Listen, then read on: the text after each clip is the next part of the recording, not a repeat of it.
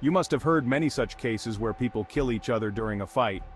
But do you know that there are many such people in the world who kill people just for their fun? Well, in today's video, I am going to tell you about such cruel people in the world who kill anyone for entertainment. So let's start our countdown. The year is 2005, the state, Arizona. Picture a place where the sun shines bright during the day, but as soon as dusk hits, a blanket of fear covers the entire state. Because lurking in the shadows are Dale Hausner and Samuel Dietman, driven by an insatiable thirst for evil. Dale, under the cover of darkness, these two would embark on a reign of terror. Their sinister game, tormenting and ending the lives of innocent people, and their weapon of choice, fire. Imagine the horror of being doused with gasoline and set ablaze. The agonizing pain, the desperate screams for help, all met with the cold, emotionless stare of these two individuals, but their cruelty didn't stop there. They extended their wickedness to innocent animals as well. Dogs, cats, pets, any creature that crossed their path became a target of their twisted game. Dale. For over a year, this nightmare continued. 8 innocent souls perished in the flames, their lives extinguished by the hands of these monsters. And as if that wasn't enough, they added another horrifying layer to their spree gun violence. 29 more lives were tragically cut short by their bullets. The setting sun became a symbol of dread, a reminder that darkness brought with it the chilling possibility of an encounter with these devils. The police were relentless in their pursuit, but Dale and Samuel seemed to vanish into thin air after each horrific act. That is, until that fateful day in August 2006, when the long arm of the law finally caught up with them. Captured, arrested, their reign of terror brought to an end. But the question lingered on everyone's mind. Why? Why inflict so much pain, so much suffering? Dale. The answer sent shivers down everyone's spine. They did it for fun. The sight of people suffering, the agony in their victims' eyes, the smell of burning flesh. It brought them pleasure. These two were not human. They were monsters disguised as men. The court, recognizing the gravity of their crimes, sentenced Dale to 6 years in prison and Samuel to life imprisonment, but justice, it seemed, had other plans. Consumed by his own darkness, Dale took his own life within the confines of his prison cell.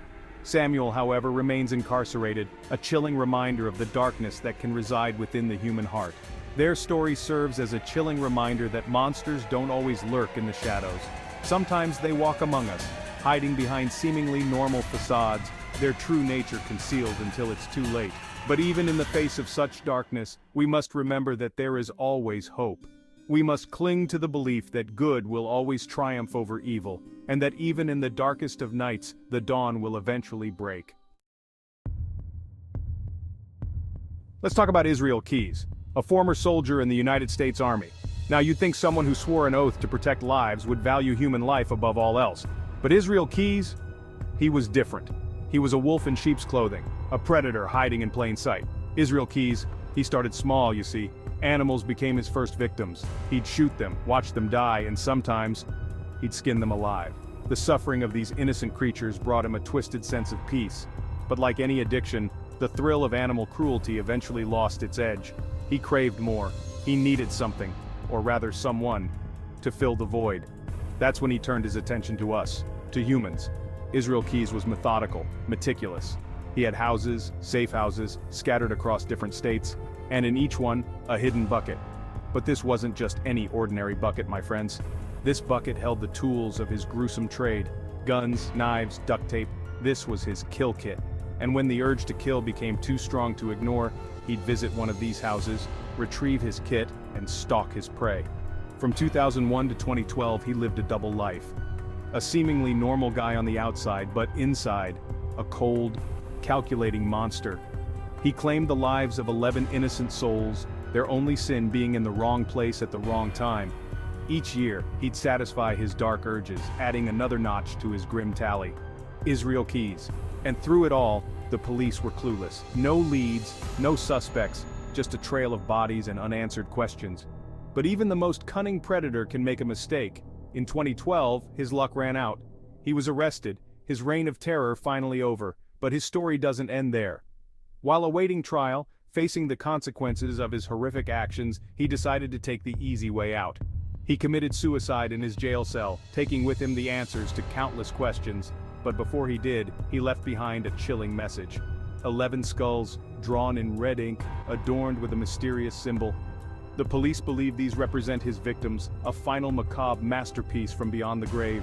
Israel Keyes, a man who dedicated his life to death, a ghost story whispered in hushed tones. Picture this. 1982, a truck factory bustling with activity. Among the hard-working men there's Gary Ridgway blending in seamlessly. An ordinary man living an ordinary life, or so it seemed. Beneath the surface of normalcy lurked a monster, a serial killer whose depravity would shock even the most hardened investigator. Gary Ridgway, or as the world would come to know him, the Green River Killer. His crimes were as brutal as they were baffling. He preyed on women, often young and vulnerable, snuffing out their lives not out of anger or hate, but for the sheer pleasure of it.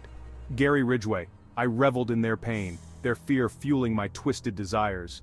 Imagine the terror his victims felt as he overpowered them, their pleas for mercy falling on deaf ears. He treated human life as nothing more than a plaything, discarding their bodies like trash in and around the Green River, hence the chilling moniker that would forever be associated with his name. The river, once a symbol of life and tranquility, became synonymous with death and despair. The body count rose, and with each victim the community's fear grew. The Green River Killer became a boogeyman, a specter haunting their waking nightmares. For 6 long years, Gary Ridgway operated with impunity, his gruesome secret hidden behind a mask of normalcy. He even went as far as taking the lives of 4 women from his own workplace, their deaths adding a chilling layer of audacity to his already horrific crimes. But as with all things, his reign of terror eventually came to an end. In 1988, after claiming the lives of over 90 innocent souls, justice finally caught up with him. A DNA match from one of the crime scenes exposed the monster hiding in plain sight. He was arrested, tried, and convicted of his heinous crimes. Today, Gary Ridgway sits in a Washington prison, his life sentence a testament to the devastating consequences of his actions. The Alphabet Killer. A name whispered in hushed tones, shrouded in mystery and fear. Unlike other killers driven by a twisted sense of pleasure or a need for control, this one remains an enigma, a phantom whose motives remain shrouded in shadow. Their hunting ground, Rochester, New York, their victims, young girls all between the ages of 10 and 11, their lives tragically cut short before they even had a chance to blossom. Alphabet Killer.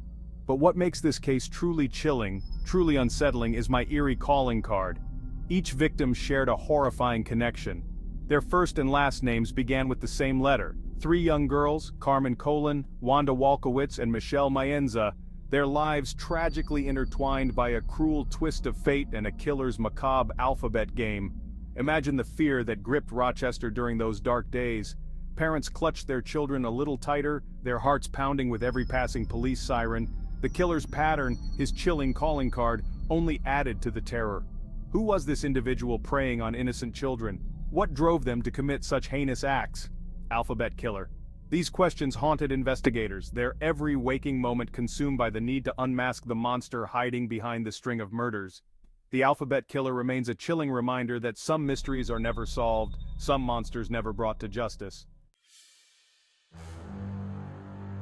Alaska. A land of rugged beauty, of towering mountains and pristine wilderness. But beneath its breathtaking exterior lies a darkness, a chilling tale of a baker turned predator. This is the story of Robert Hansen, the butcher baker. Robert Hansen, I owned a bakery for crying out loud, a seemingly ordinary man, loved and respected by my community, but beneath that veneer of normalcy lurked a monster, a predator driven by a depraved and insatiable hunger. You see, Robert Hansen had a peculiar hobby. He wasn't content with simply hunting animals in the Alaskan wilderness. No, he craved a different kind of prey.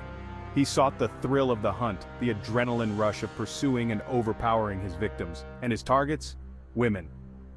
He would lure them in with his charm, disarm them with his unassuming demeanor, only to reveal his true nature when it was too late. Robert Hansen.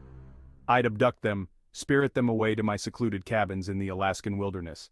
There, I would subject them to unimaginable horrors, my twisted desires knowing no bounds. But his cruelty didn't end there. He would play a twisted game with his victims. He'd release them into the unforgiving wilderness, armed with nothing but their bare instincts and a desperate will to survive. And then, the hunt would begin.